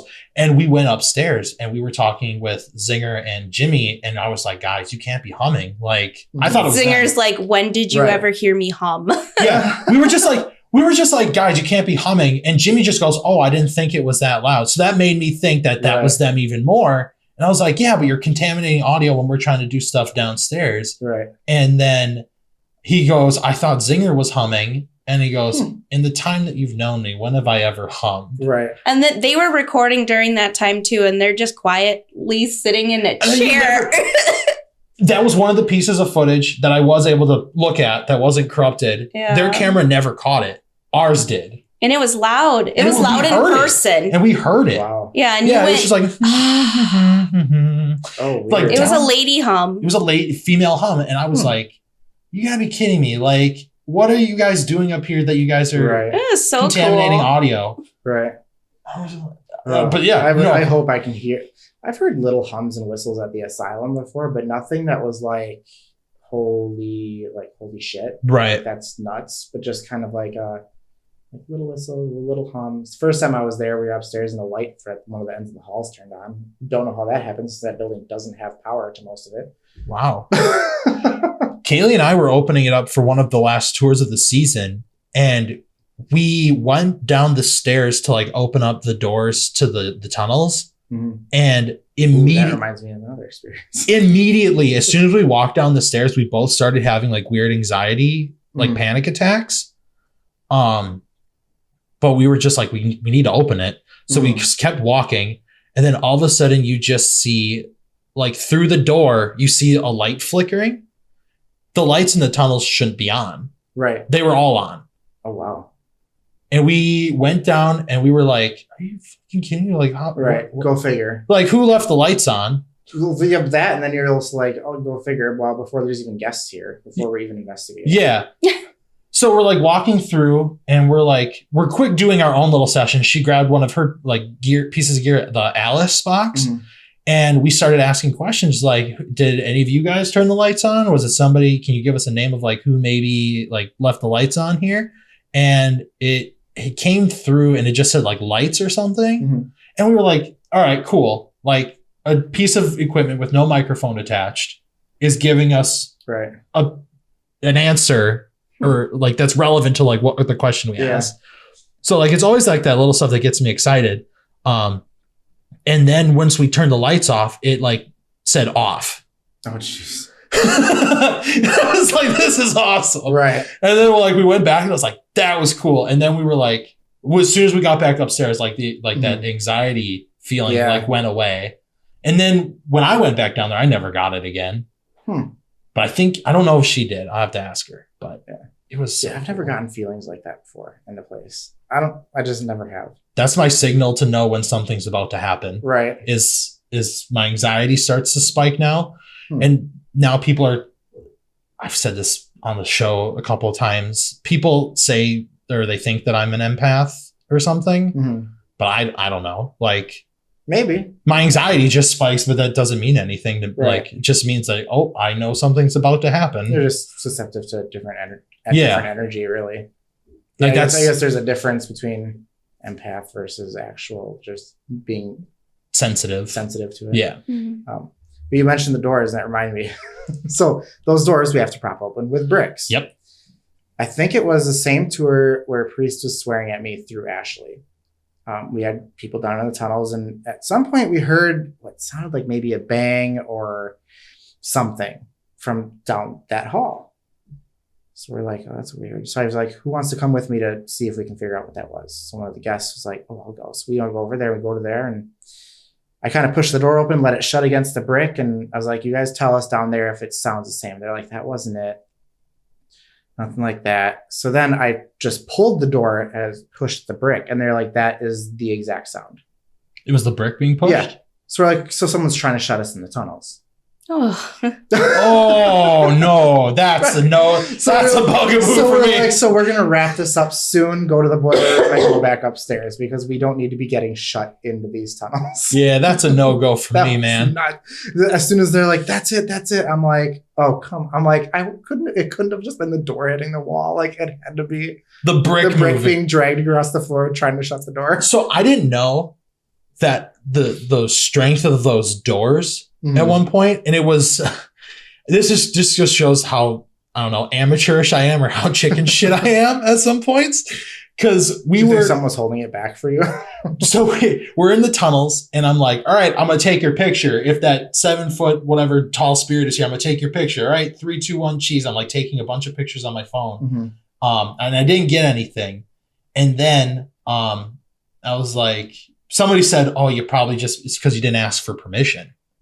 And I was like, you know what? Maybe that's it. Fair. Well, we did a spirit box session, and I'm holding the spirit box, and it said pissed off.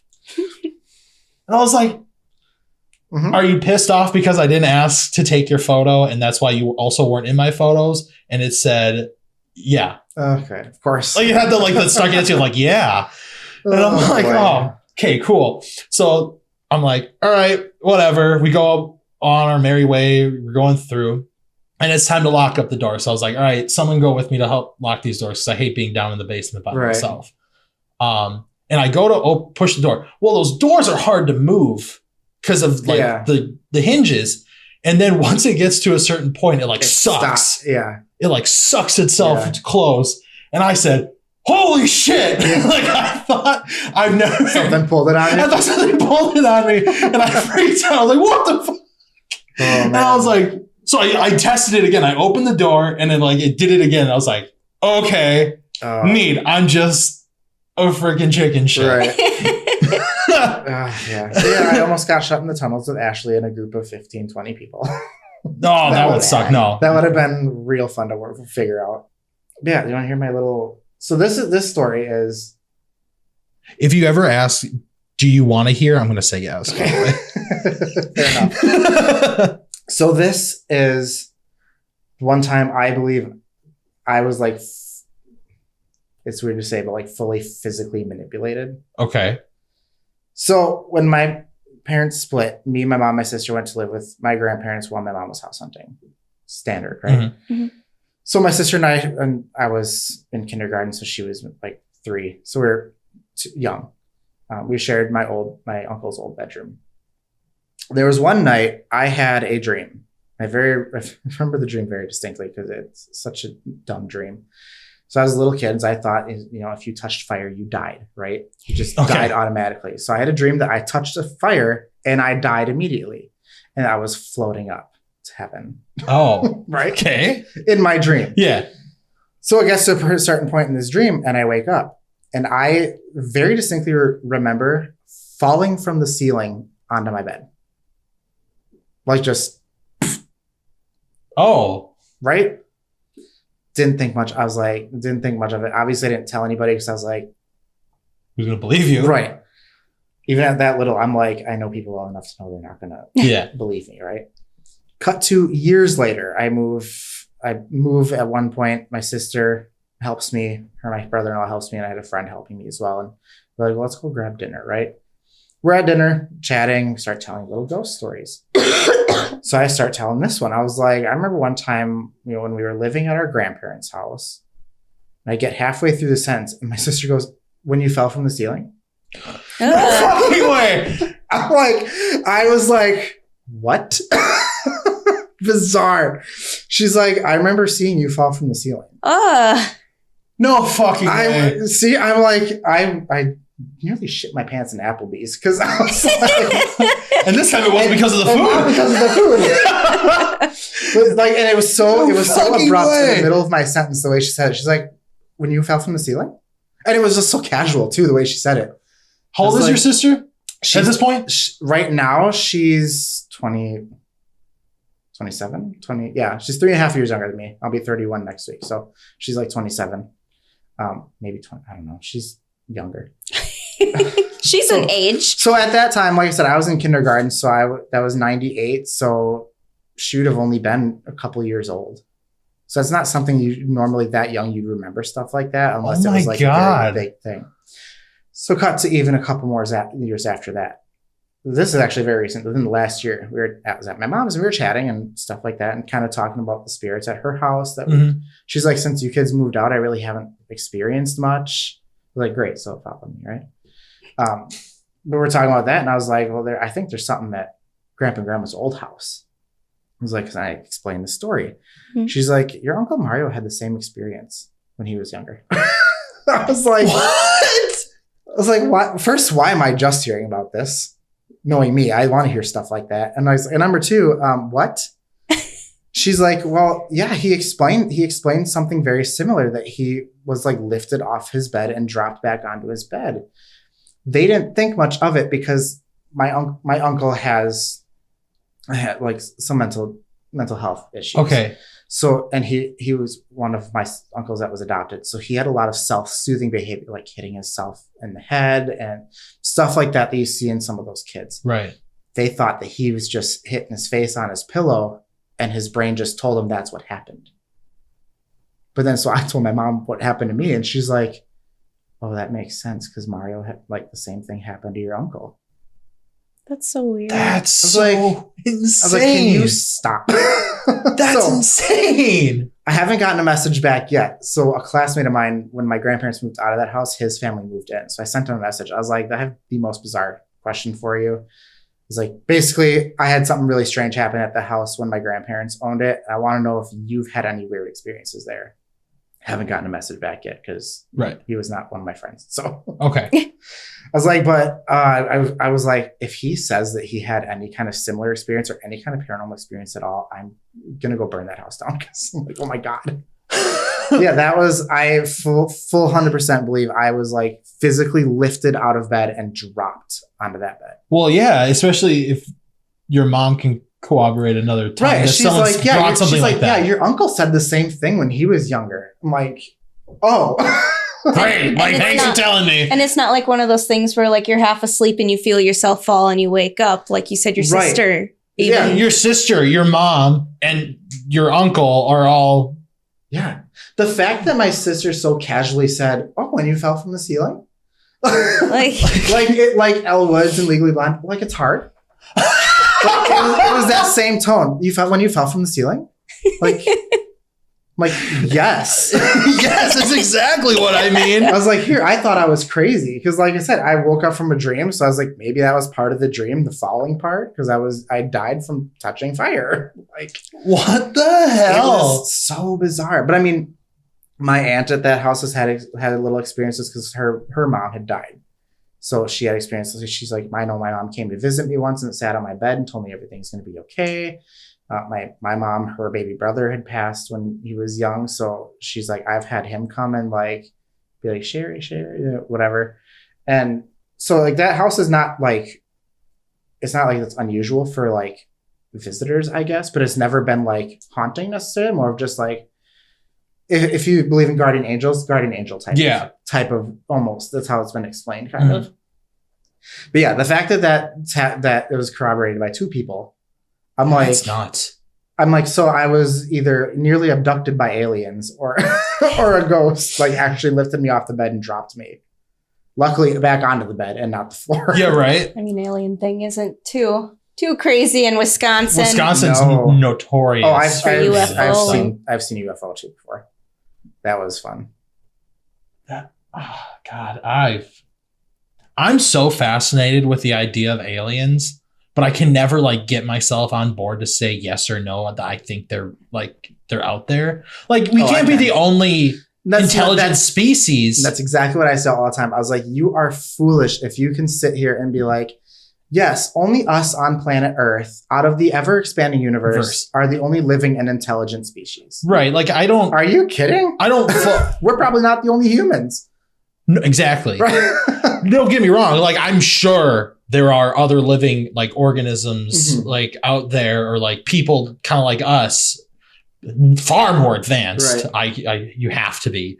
But I've never been able to like fully jump on board like I have. Do you think it's because you've never experienced anything that could like? Yeah, maybe it's because I've never personally seen it. That could be. I mean, I don't know. That's how a lot of people are with ghost hunting. They're true. They're like, I don't believe in it, but then if something happens, they're like, oh. Then they want to dig that's deeper. That's kind of how Brock is. Like he's still pretty skeptical, and he's still one who's like, I want to debunk everything before I. Right, and you should. Which you should, but. Even now he's like no, there's still, that's definitely some kind of other plane of existence. I always compare it to, and I keep saying Stranger Things, so bleep it if you have to for copyright stuff, but like I compare it almost to like the Upside Down that how they just display it in the show. Like like they're still there. They're kind of like just on the opposite thing. That's why when they interact with our stuff, it lights up. Just like in the show, they interact with lights. Right. While they're in the Upside Down, the lights flicker and they get brighter and stuff. Yeah. It's like, that's kind of like a good way to me, at least to me, that's a very easy way to explain it. And for people to visualize it. Right. And to be like, this is maybe why we can't see them all the time, because they're not on our plane of how we're existing. They're still here. They're just on like the other side. Yeah.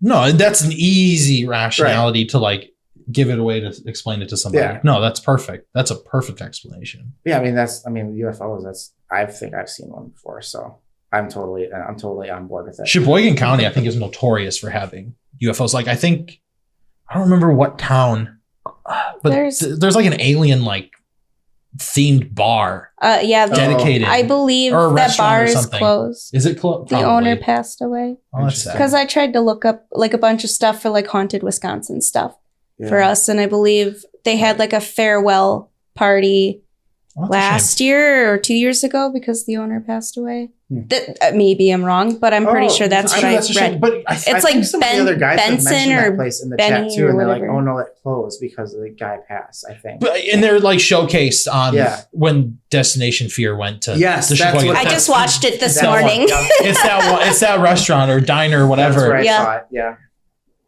But yeah, no, the one I saw. I was in my hometown. It was very strange. I was walking with my roommate down by the high school. Not that you know where that is. Yes. Down by this place. I can visualize a generic school. You guys are totally understanding of all geography in the entire world. every building is. But we were walking down. It's basically a big long street. Yeah. And I assumed what was an airplane coming like from the distance, because it was like an orange light. It was coming, but it was kind of like almost like zigzagging as it was coming towards us. So I'm like, well, that's strange. Maybe I was like, maybe a farmer's flying his plane out there or something, whatever. But it was at night, so like, why would a farmer be out, right? Right. And as it gets closer, there's no sound at all.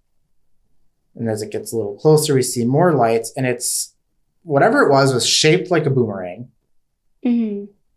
like a boomerang's flying. And whereas planes will have lights on either end of the wings flashing, this one had lights, but they're flashing like in a, like if this is it, they're flashing like this, going around it. Oh. Don't know. And again, still no sound. Like if there's a jet, you hear the jet engine. If there's a plane, you hear the motor. It was silent. That's and it just interesting. kept going.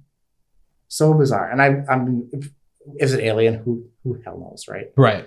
But like it was just so strange that it was silent and it zigzagged towards us and had an orange light on the front instead of like a normal white light. Yeah, I wouldn't easily say it's a plane if it's zigzagging and stuff. Right. Like because a plane wouldn't, a flight path wouldn't go like that unless they were like a stunt plane or something. Right. Which in the middle of, over a top of like a farm, no, you're not going to have that. No. Yeah, it was strange. No, that is strange. Brock said he's seen one of those triangle ones that they keep showing all over the place with like the red lights on the bottom. Okay. He said he's seen something like that before. That's really cool though. It is. Oh, it's so fascinating. I'm like, and now the government's like, yeah, they're real. I'm like, well, no kidding.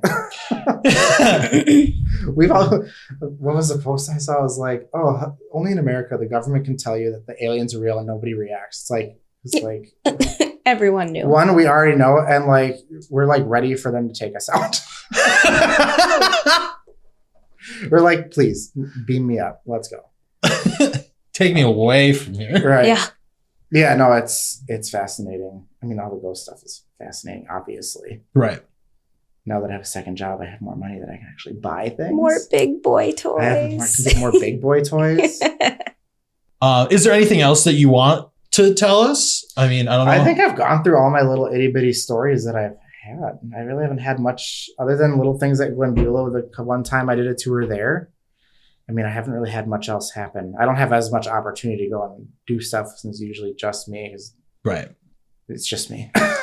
Having to foot the bill on a bunch of places like that, though, if you like try to do a private investigation, it's such a pain in the ass. It's a pain. Yeah. I'd be fine if I had a couple like other, like if there are other people in Door County that were like, oh, I'm interested. Like, let's actually be part of this it's group. so nice when you can split it up. But it's like, it's technically just me. Brock just kind of tags along if he can. Like it's pretty much just me. I'm my whole group. But being solo is also nice because if you go to a place and something happens, you know there's no pollution. You know there's no contamination from anybody else. I don't think I could walk into a building and do an investigation all by myself with no one else around. I'm too much of a chicken shit for that. Like I'm fine that we're both going to be in the building. Yeah. But we'll be in our separate areas. Yeah, I think I feel more comfortable I with need that. like another person at least in the building. Like if something happens, like I get locked in somewhere or what, even like or anything that I can be like, was that someone's breaking in? Just throw that person right at him. Right. Take him. Trip him while you run. Keep going. You know. Safety. Every zombie or slasher movie. Oh no! Right. Next one filmed at the Asylum. You know, whatever. But all right, then I think we can wrap this up. Mike, thank you for being my season finale guest. Yeah, no pressure, but no, you did great. If it the equipment was bad, tech issues on that one camera, and I can't wait to like go through all that. And I hope everything's saved on that SD card. Because otherwise that's going to be a blank. We're going to figure it out. I just won't be on camera for the first 15, 20 minutes. I think it should be okay. I can't wait to go through it though, because that camera shouldn't do that. It's never done that it'll be before. Interesting to see if you like see or hear anything just on that. I thought I did see, like I would keep my eye on it too every so often when you were talking. And I thought I saw something go by it. Ooh, so I don't know. That gets tricky though, because even with like my camera that I have, I'd have it like when I was at the bar, I had it propped up, and my friend Liz, who joined us in it. I guess that's kind of how my group works. I just whoever joins me. Yeah.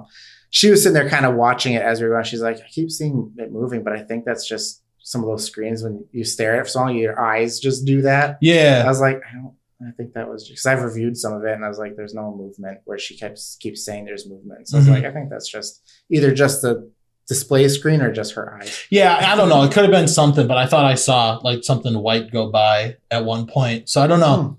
It'll be fun to look back really at. Fun, yeah. Especially sitting in this chair. Someone's like, I'm not happy that somebody's in this chair. No, probably not. But yeah, I would just like to say thank you all for listening. This is the last podcast of 2023. I have some guests already set up for next year. I've got one for next month. So hopefully you can join for that. Figure it out. Hopefully I'll have a desk by then. But if you want to follow us on social media, we're at Ghosts and Us everywhere. You can join our Facebook group, Ghosts and Us Paranormal Investigators. It's not really, it's just, we like to share stuff. We like to have you interact with us there. Mike, is there any place they can follow you? Yeah. That you want to share? So mine is all just at RED Paranormal because RED Paranormal was taken. Boo. Right. And they're inactive. So I can't even, just give it to me, right? RED Paranormal on TikTok, YouTube, and Facebook. Facebook's not active. Don't think you're going to get anything out of that. Then TikTok is most active only because those are easy just to in the moment. YouTube, there will be videos eventually once I have time to actually review like the last 2 or 3 investigations I've been on. Right. In the last several months. So eventually there'll be stuff up there too. There was one video from the first one at my in-laws place. So there's at least something. I feel like TikTok is definitely the place to get like people. Yeah. Yeah, TikTok's where we have most of our following, I guess, if you want to say that. Yeah. But I mean, they're short clips. People like attention spans lately, just really set for the short clips. Well, that's why Vine did so good because it was 6 seconds. Well, one, it was actually entertaining because you were forced to be creative. Yeah. You had to be super creative to get something in 6 seconds. Yep. But also the attention spans. You didn't have to sit even through 30 seconds of a video to get to the point. You got it in And I mean, it's immediately. It's nice that TikTok has like the 3-minute and the 10-minute thing now, but like it's just so much easier to scroll through. Yeah. Instead of searching and then clicking and then Yeah. I agree. No, we do post our full investigations on YouTube, and I'm really looking forward to going to our next one. Getting real pumped. I bet. I get real excited when I go too. I just have to have the opportunities to actually between 2 jobs. I'm like, oh God. Well, I appreciate that you were able to make this work. So. Oh yeah, no, I'm all for it. It's easy. All my stuff for Christmas is done besides packing up for staying at people's houses. So right. I had nothing to do otherwise. I'd just sitting at home playing games otherwise. Yep. Sweet. So. Yeah, that concludes this 2023 season of Ghosts and Us. Make sure you follow us, and we will see you next year.